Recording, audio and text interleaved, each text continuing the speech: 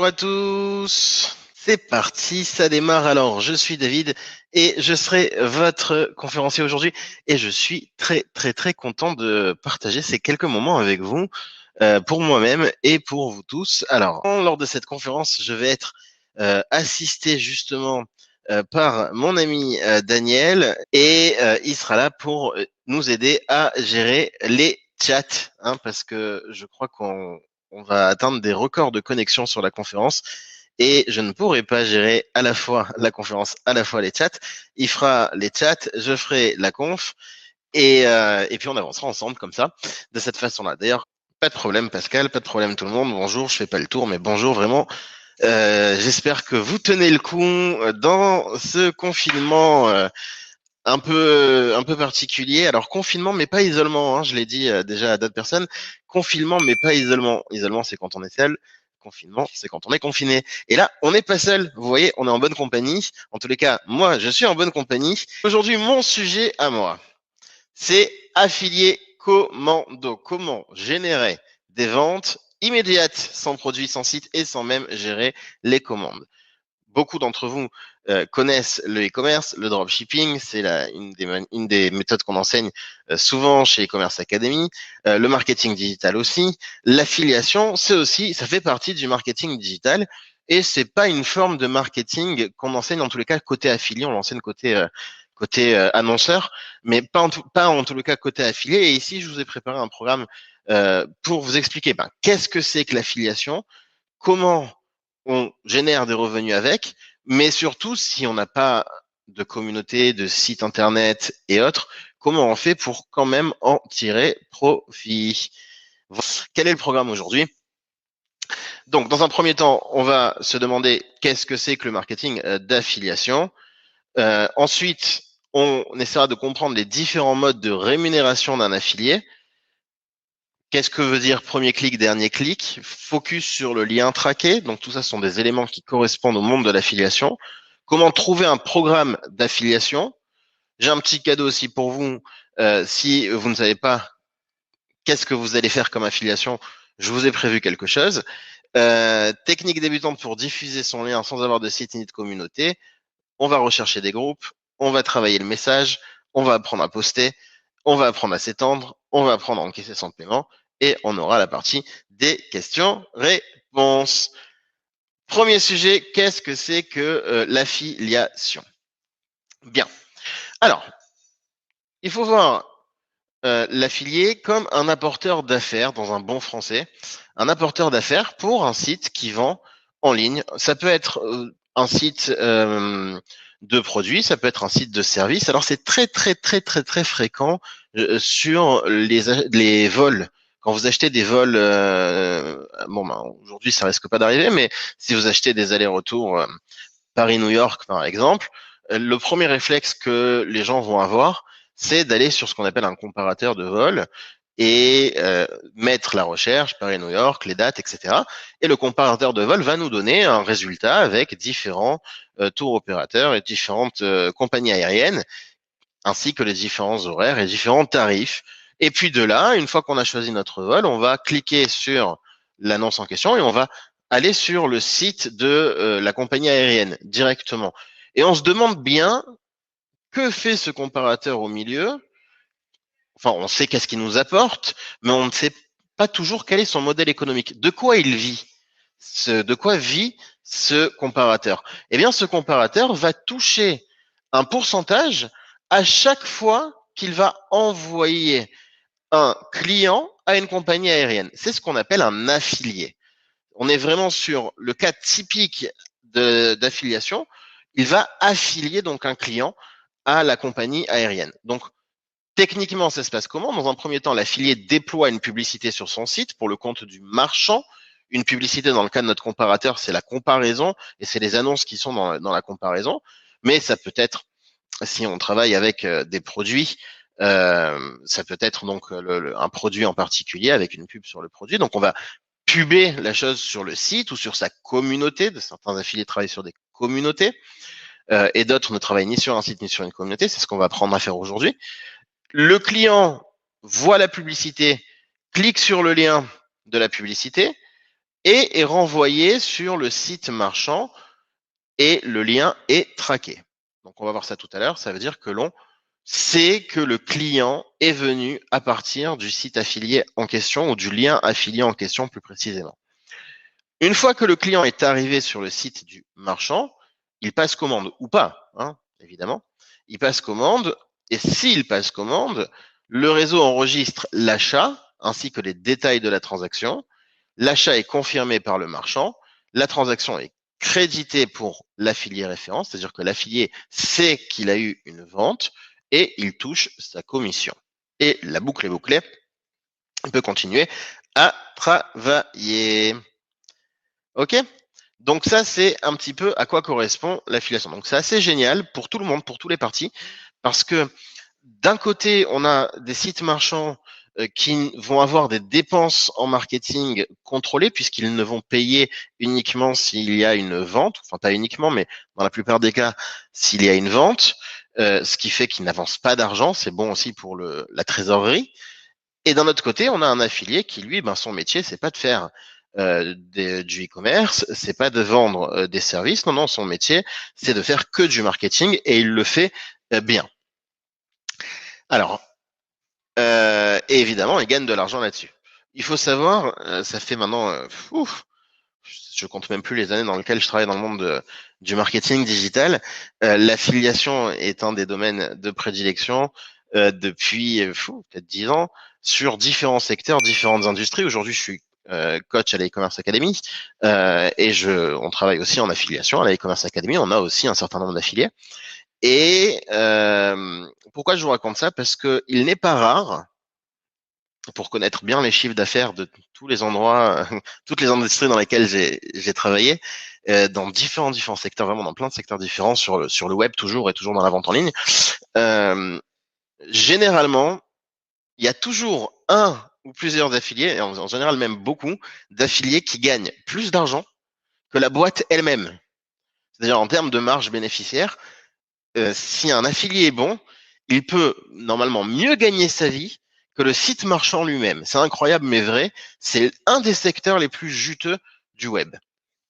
Et c'est pour ça d'ailleurs que j'ai voulu vous le présenter ici, parce que ça peut être le point de départ de quelque chose. Alors aujourd'hui, on va pas voir toutes les techniques d'affiliation possibles, hein. C'est très très vaste et ça demanderait énormément de temps de travail et de technique. Non, non, on va voir une ou deux techniques simples que tu peux mettre en application immédiatement et sans grande compétence, hein. C'est ça l'idée, c'est d'avoir une technique efficace, simple, qu'on peut travailler tout de suite. Donc, comment un affilié est rémunéré? C'est un peu technique, c'est peut-être pas la partie la plus essentielle, mais il faut quand même le comprendre parce que c'est un langage qui est très fréquent dans le monde de l'affiliation et quand on va négocier un deal, un accord d'affiliation avec un site marchand, il faut comprendre ce que ça implique chaque chose. Donc, je voulais passer sur cette partie un peu théorique avec vous. Le coût par acquisition, ce qu'on appelle plus généralement le CPA, coût par acquisition en français. En réalité, ça vient de l'anglais, mais pour le coup, on peut le traduire facilement. Coût par acquisition signifie qu'à chaque fois qu'un client va acheter sur le site marchand, notre affilié va toucher une commission fixe. Par exemple, 10 euros par client. OK? C'est ce qu'on appelle un CPA. C'est un mode de rémunération très fréquent sur Internet, réellement très très très très fréquent. Il y en a un autre que je présenterai tout à l'heure qui est peut-être un peu plus fréquent, mais celui-ci est assez malin et puis assez honnête. Le client est rentré, l'affilié touche de l'argent. Une autre manière de générer donc de l'argent en étant affilié, c'est ce qu'on appelle le coût par lead. Le coût par lead, un lead en français c'est un contact. Les sites vont travailler avec des contacts. Ça veut dire quoi? C'est-à-dire que l'affilié ne va non pas envoyer un client tout de suite, mais va d'abord créer un lien entre le prospect et le site marchand. Le prospect va laisser son adresse mail, par exemple, ce qu'on va appeler un lead. Et l'affilié va être rémunéré à chaque lead qu'il aura envoyé, quel que soit le résultat, si le lead a consommé au final ou pas. Ce qui est de moins en moins fréquent, ça se travaillait beaucoup sur certaines industries dans le passé. Aujourd'hui, c'est de moins en moins fréquent parce que quand le site marchand achète un lead, il ne sait pas s'il est de bonne qualité, Il ne sait pas si l'affilié n'a pas envoyé des faux leads pour générer de l'argent, alors que ce n'est pas des vrais contacts, des vrais prospects potentiels. Et donc, du coup, il y a beaucoup de boîtes qui vont pas vouloir être d'accord de travailler au coût par lead. Par exemple, chez e-commerce Academy, on ne travaille pas au coût par lead, on refuse tous les deals en coût par lead, on travaille différemment. Et c'est le cas de énormément de sociétés. Pour ce qui est de l'affilié lui-même, ça dépend de s'il s'est généré beaucoup de leads de bonne ou de mauvaise qualité. S'il s'est généré beaucoup de leads de mauvaise qualité, ce sera peut-être plus intéressant pour lui de demander un coût par lead. Mais ce sera rare d'être accepté. Euh, Coût par 1000 impressions, ça aussi c'est de moins en moins fréquent.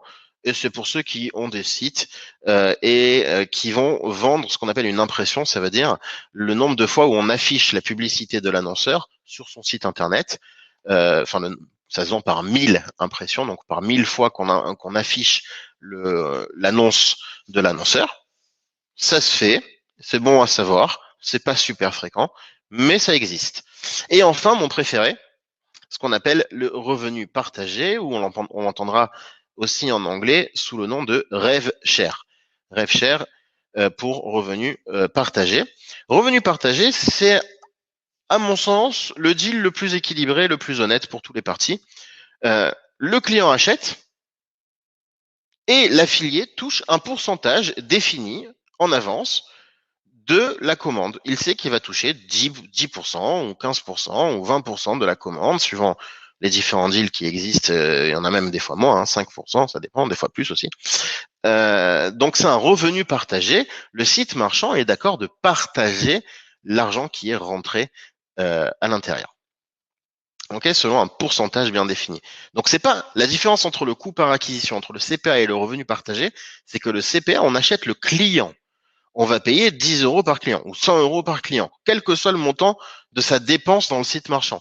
Il peut dépenser 5 euros comme 1000 euros, l'affilié touchera 100 euros. Et souvent, en CPA, une société va payer à perte, va acheter un client qui va consommer même moins que ce qu'il aura payé à l'affilié en question. Le revenu partagé, c'est un équilibre, c'est le pourcentage de ce qui est rentré. Voilà. Donc, on me demande est-ce que ça implique une démarche chez les entreprises pour un partenariat? Alors, souvent, les entreprises qui travaillent sur le monde de l'Internet vont avoir un pôle affiliation, donc vont avoir des personnes qui vont travailler en tant que ce qu'on appelle affiliate manager. Et ces affiliate managers vont essayer de repérer et de rentrer en contact et de nouer des partenariats avec des affiliés potentiels. Ça peut marcher dans ce sens-là. Et à l'inverse, un affilié qui est challenger, quelqu'un qui démarre et qui n'est pas tout de suite repéré par des boîtes, lui aussi peut démarcher proactivement les sociétés et leur dire, est-ce que je peux vous faire de l'affiliation?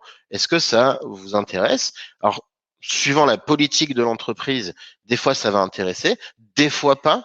Normalement, ça dépend. Voilà, chez e-commerce Academy, normalement, on ne travaille pas avec des petits affiliés.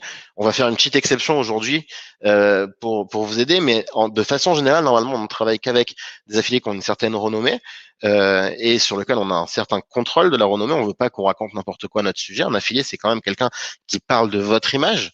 Donc, il y a des sociétés qui vont pas accepter forcément, mais dans la plupart des cas, ça se passe plutôt bien. En général, une société est d'accord de recevoir ce qu'on appelle du trafic et des clients potentiels. OK? Lead égale un prospect. Exactement, pour faire court, nous dit Charles. Merci. Bien. Premier clic et dernier clic. Alors ça aussi, c'est une notion qui est importante à comprendre, même si ça reste encore dans la théorie. Je suis désolé, je vais faire un petit peu de théorie, mais je vous assure, c'est pas long. Après, on passe vraiment dans l'action. Mais il faut comprendre les choses. Donc, premier clic et dernier clic, qu'est-ce que ça signifie? Quand un affilié envoie un client à quelqu'un ou un prospect à quelqu'un, à un site marchand, le site marchand va lui dire, tiens, ce prospect, je vais te le payer. Ou ce client, je vais te le payer. Mais parfois, deux affiliés différents ont envoyé le même client au site marchand. Et dans ce cas-là, qui est payé? La problématique se pose, qui la société va décider de payer le client qui a été envoyé? Alors, il n'y a pas de bonne ou de mauvaise réponse à ça. C'est une politique interne de chaque société, de chaque entreprise. Généralement, on voit souvent le paiement au premier clic ou au dernier clic. Ça veut dire quoi? Ça veut dire que le site marchand dit, le premier qui m'a envoyé le client, c'est celui que je vais payer. Ou alors, à l'inverse, Le dernier qui m'a envoyé le client, celui qui est le plus proche de la commande, c'est celui que je vais payer. C'est les deux plus fréquents. C'est ni bon ni mauvais. C'est juste que c'est important de savoir que si tu as un affilié et que tu envoies le premier client, ben, tu l'as à vie. Ou à l'inverse, si tu as un affilié et que tu as quand même ta place à prendre le dernier clic, mais tu as par contre, en revanche, tu as le, l'enclume sur la tête de te dire bon ben, il y a peut-être un autre affilié qui va me piquer mon client sans le vouloir, hein. Généralement c'est pas voulu, c'est juste que les deux le client s'est retrouvé au même sur deux affiliés en cliquant sur deux liens différents, une fois le lundi, une fois le vendredi, hein. C'est pas forcément au même moment, généralement pas au même moment d'ailleurs. Il y a d'autres modes de rémunération, mais on va pas tous les détailler ici. Ça peut être en rafale, ça peut être en lead puis cascade. Enfin, il y a différents, vraiment beaucoup de modes différents, mais je voulais présenter les deux principaux. Et enfin, on disait tout à l'heure, comment le site marchand sait que ce client est arrivé de tel affilié.